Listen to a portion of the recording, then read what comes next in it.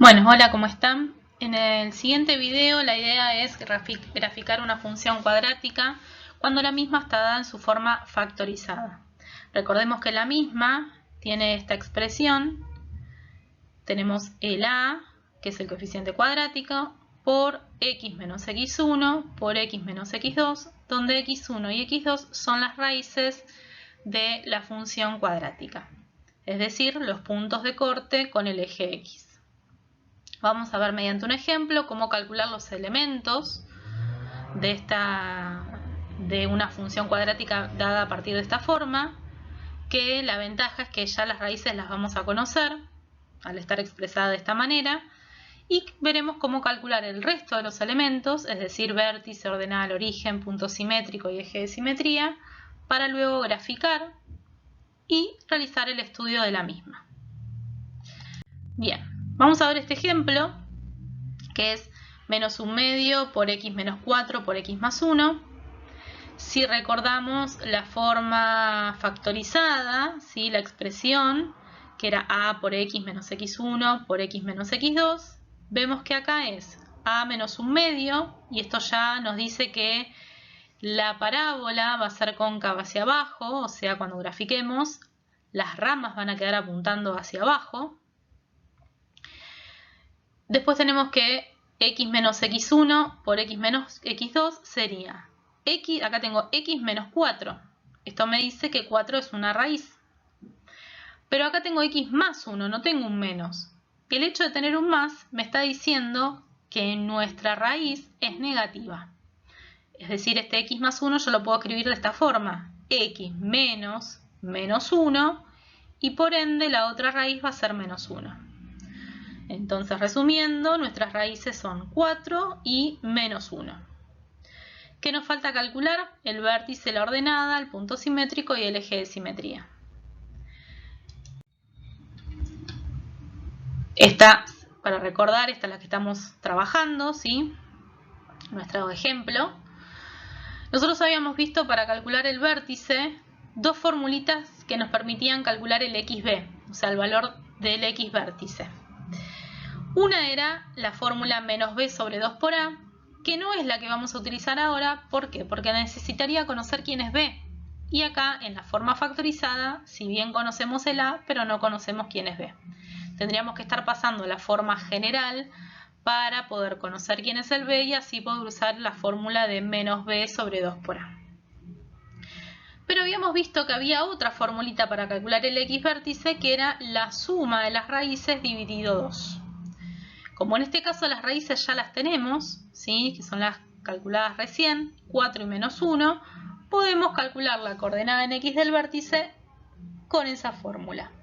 x1, 4, x2, menos 1, la suma entre ellos, 4 más menos 1, que sería 4 menos 1, que es 3, sobre 2. Entonces tenemos que nuestra coordenada en x del vértice es 3 medios, o también podemos decir 1,5 en decimal. Vamos al IB. El IB, que era la coordenada en Y del vértice, que era reemplazar lo que nos había dado xb en la fórmula de la función.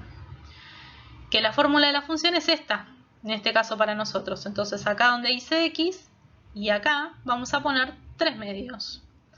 Entonces nos va a quedar menos 1 medio por 3 medios menos 4 por 3 medios más 1.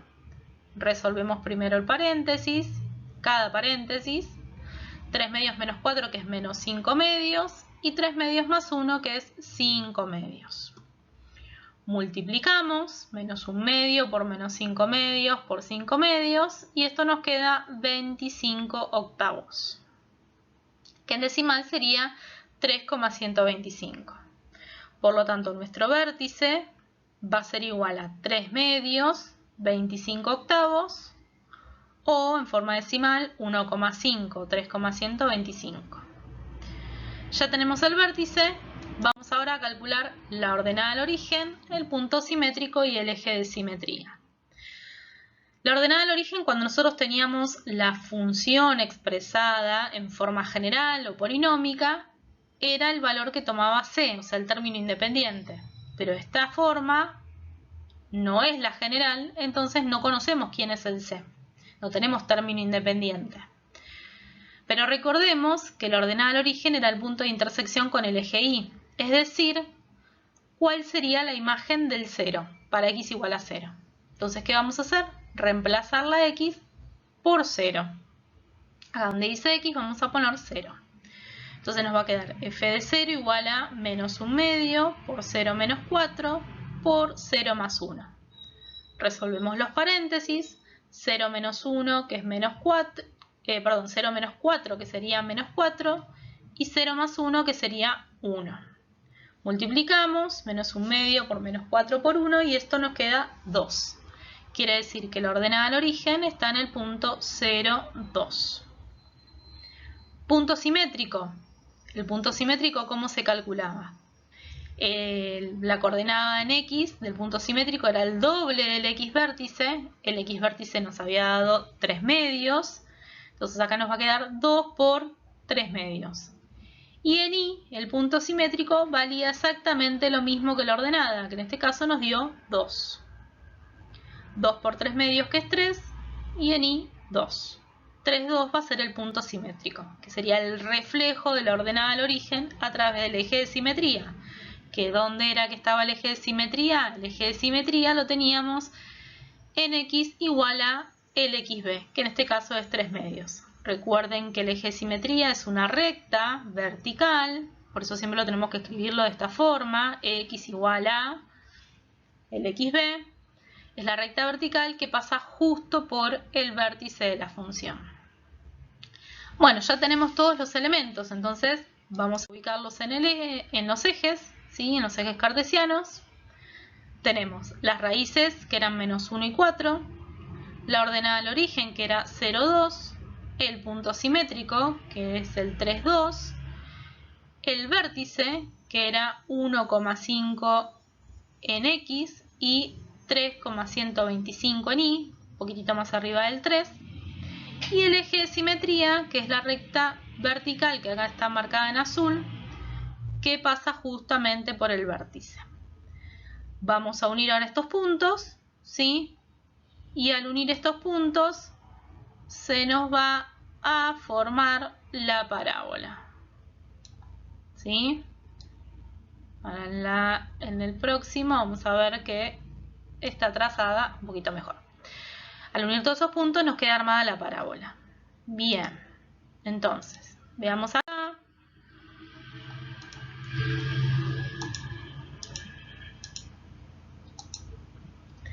Acá tenemos el gráfico de la función, ¿sí? Los puntos que ubicamos recién, ya unidos, vértice, ordenada, punto simétrico, raíces y el eje de simetría. Vamos a hacer el estudio de la función, el análisis del gráfico. El dominio, que era los valores que tomaba x, es todos los reales. Recordemos que las funciones cuadráticas todas tienen como dominio el conjunto de los números reales, salvo que representen alguna situación en particular, así como los problemas que estuvimos trabajando. Entonces, en este caso, el dominio siempre lo mismo, reales. Imagen eran los valores de y, ¿sí? Eran los valores que podía tomar y. Como la parábola esta está apuntando hacia abajo, la imagen viene desde menos infinito hasta el punto máximo que tiene la parábola en y, que sería el y vértice. Y el y vértice, recordemos que nos había quedado 25 octavos. Los ceros, que son las raíces, menos 1 y 4. El intervalo de crecimiento, para qué valores de x la función crece. Recordemos, ¿sí?, que estamos pensando para qué valores de x la función crece, sube, ¿sí? Si nosotros miramos acá, la parábola tiene esta rama que es la que está subiendo. O sea, para todos estos valores hasta acá, la función crece, que sería de menos infinito hasta el xb, que es 3 medios. Y de 1,5 en adelante sería el intervalo de decrecimiento, o sea, de 1,5 o de 3 medios a más infinito. Este sería el intervalo de de crecimiento y este sería el intervalo de crecimiento. Vamos ahora a pensar el conjunto de negatividad y positividad. Negatividad es para qué valores de x la parábola queda por debajo del eje x. ¿Sí? Nosotros miramos acá hasta este valor, que sería hasta el menos 1, y del 4 en adelante, nuestra parábola está siendo negativa, ¿sí? O sea que nuestro conjunto de negatividad sería de menos infinito a menos 1 y de 4 a más infinito. Y por último, el conjunto de positividad para qué valores de x la función está por encima del eje x. O sea, desde menos 1 hasta 4.